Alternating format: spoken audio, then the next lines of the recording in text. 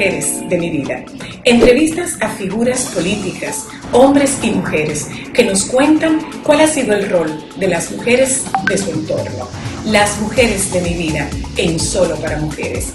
Damos la bienvenida al primer invitado, el doctor Francisco Domínguez Brito, ex Procurador General de la República, precandidato presidencial por el Partido de la Liberación Dominicana.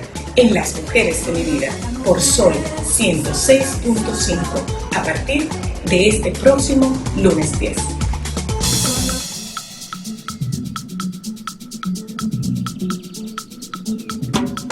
Claro que sí.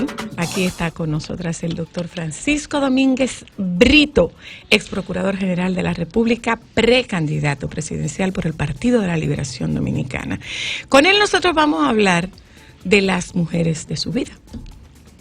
Porque ¿qué sentido tiene traer a un candidato o un precandidato político a hablarnos de lo que va a hablar en todos los escenarios a donde es invitado?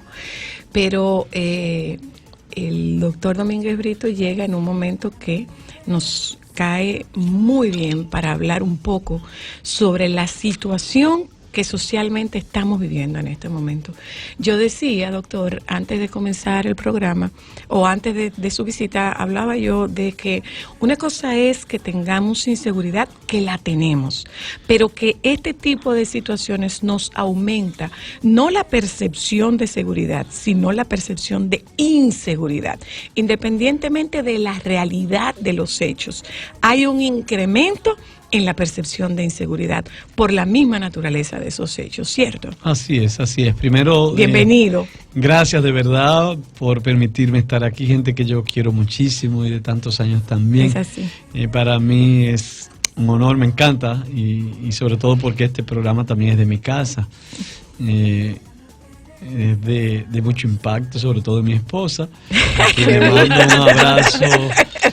Felicidades en los 18 años, todo lo mejor, y de verdad que espero que sigan teniendo tanto éxito. Sí, toda esta realidad, o a veces percepción, los mismos picos que a veces se presentan en un momento determinado, aumenta las ansiedades de las personas. Uh-huh. Y aquí que hablamos solo para mujeres, sobre todo hay un ser que tal vez es quien más sufre, y es la madre. La madre del joven, la madre del que sale a trabajar temprano, la madre de la muchacha que va a la universidad y llega a las 10, a las 12 de la noche porque tiene tal vez que estudiar. Y cuando suceden en un mes determinado o en 2 semanas determinadas, algunos casos como hay un aumento, se genera un aumento en las ansiedades y en las preocupaciones de las familias, de la ciudadanía. Esto tiene un impacto muy grande, se trata de alguien que para nosotros es, digamos, un héroe. Es un héroe. Que todo el mundo quiere, que todo el mundo admira. Y esto se mezcló con algunos casos también que a nivel internacional generaron algunas informaciones de algunos turistas.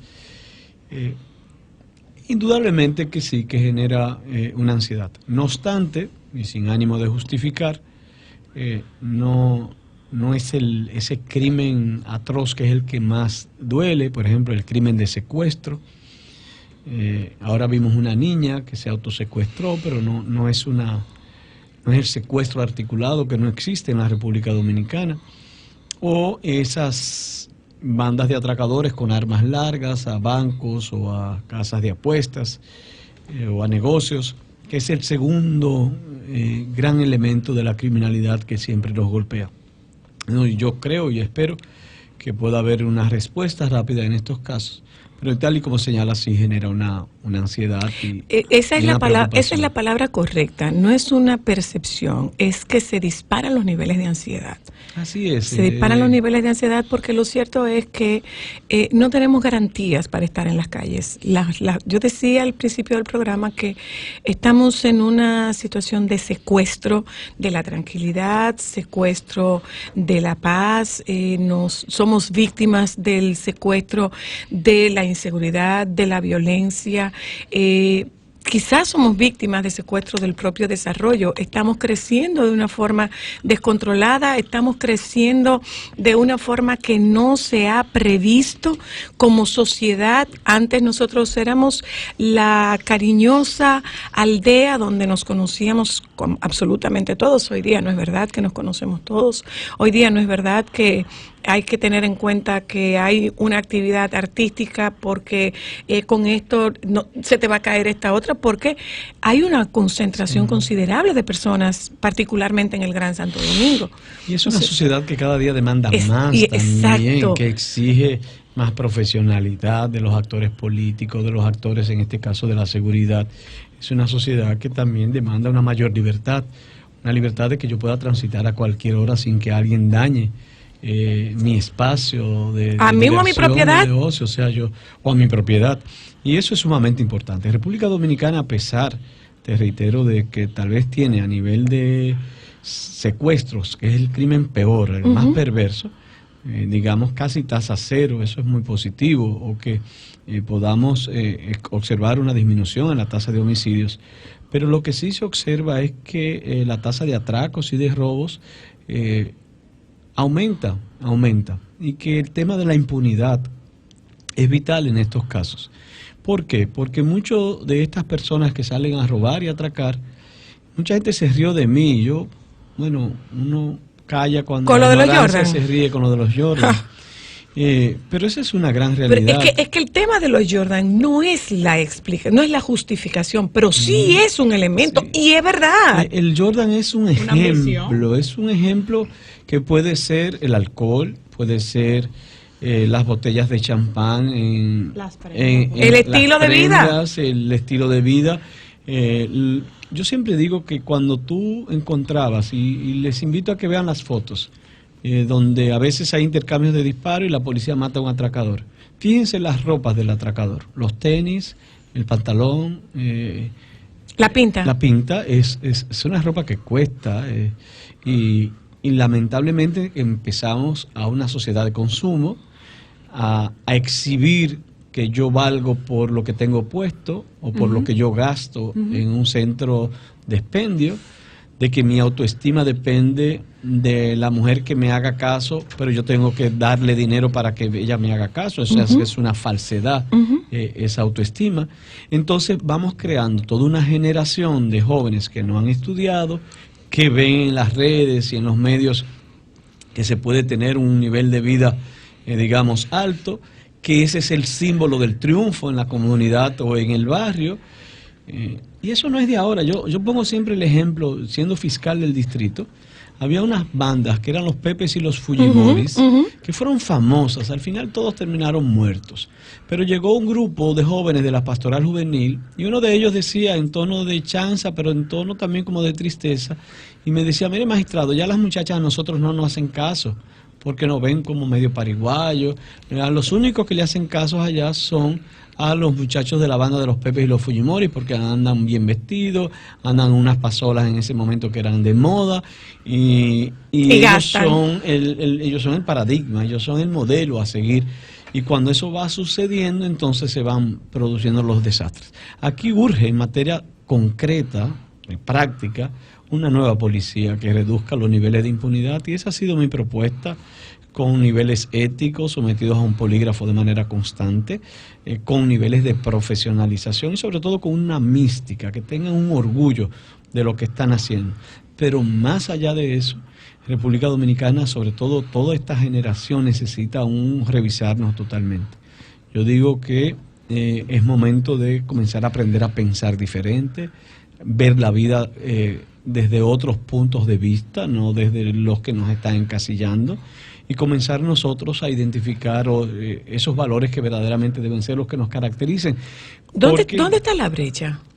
Hay una brecha. ¿Dónde está la brecha? O sea, ¿es responsabilidad de la policía, es responsabilidad del Ministerio Público, es responsabilidad social, es responsabilidad de la familia? ¿Dónde está? ¿Quién está fallando? Yo creo que todos estamos fallando. No es una responsabilidad de la policía, no es una responsabilidad del Ministerio Público o de los jueces o del Estado, es una responsabilidad de ellos y también de nosotros como familia. Cuando yo desde pequeño comienzo, y hay casos tristes, incluso en la misma forma hasta como educamos. Hay familias que un niño lleva dinero a la casa y se lo celebran. Hay otras, por ejemplo, yo viví un caso tan duro de una mamá que ama a su hijo, lo ama, pero no sabe amar, porque el niño llevó 100, 200 pesos a su casa y ella cogió su manita y la puso en una estufa y le quemó las manos. Y yo vi a esa madre llorando y tú te quedas pensando en esa cabeza de esa mamá que quería educar correctamente a su hijo y lo que hizo fue uno de los desastres más inhumanos que tú te puedes encontrar. Entonces, el tema familiar, el tema social, independientemente de lo inmediato que tiene que ver con roles que tiene que jugar el Estado, impunidad, no impunidad, control, prevención, todo esto hay que verlo a nivel macro, a nivel general. Uno ve en las películas que cuando hay una escena de crimen, lo que se plantea es que no entre esta agencia, que no entre esta otra agencia. ¿Qué está pasando? Porque estamos diciendo, la policía los coge, pero se instrumentan más los expedientes y el Ministerio Público hace como una especie, junto con los jueces, hace como una especie de puerta vaivén.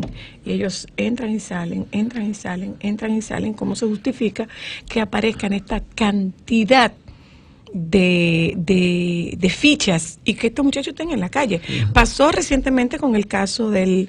Miren, nosotros socialmente nos alarmamos. Ahora esto ha sucedido porque se trata de un miembro de la seguridad de los suegros del presidente. La familia presidencial, su familia de origen y su familia extendida, tiene que tener una seguridad. Nos guste o no nos guste, tiene que tener una seguridad. Pero hay una muchacha que estuvo presa por un homicidio, condenada a 10 años, estaba fuera en 5. Mira, identificar a veces no es tan fácil. Tú tienes distorsiones que son reales. Una persona comete un delito, existe lo que se llama la presunción de inocencia. Exacto. En lo que se va a preparar el expediente, se supone que merece una fianza.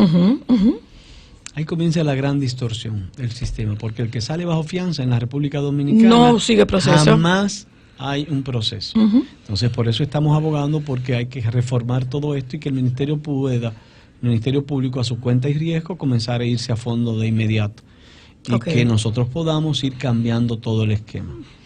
Lo segundo, por ejemplo, voy a poner el caso de esa muchacha. Yo no conozco al juez, yo lo que vi fue por la prensa, pero también hablo de la justicia. ¿Dónde está la justicia? ¿Dónde está la verdad? Y de nuevo pongo el ejemplo de otra madre. Yo recuerdo en un caso donde voy y veo a una madre llorando con muchas lágrimas y la hija también, una muchacha de 19 años, porque el que era medio su novio la había violado. Y eran muchos gritos. Yo le digo a la fiscal, en ese momento usted tiene que ser muy duro, y dentro de mí yo estaba haciendo lo correcto. Usted tiene que ser muy fuerte, esa persona tiene que estar presa, esa persona tiene que ir a la victoria, que pase todo lo que tenga que pasar porque es un abuso. Mi conciencia tranquila, ¿verdad? Ante Dios, ante mí, ante todo el mundo. Yo 3 días después voy y estoy dando una ronda y veo a la misma muchacha pero sin su madre, pero llorando ahora realmente. Y yo me extraño y voy, pero mira qué pasó, porque el muchacho está preso, nosotros hicimos lo que teníamos que hacer. Y ella me dice, no, mira, ese era mi novio de hace 2 años, yo soy estudiante de ingeniería, él también en la UAS. Resulta que yo tuve relaciones sexuales con él. Y se lo dije a mi mejor amiga. Mi mejor amiga se lo dijo a mi mamá.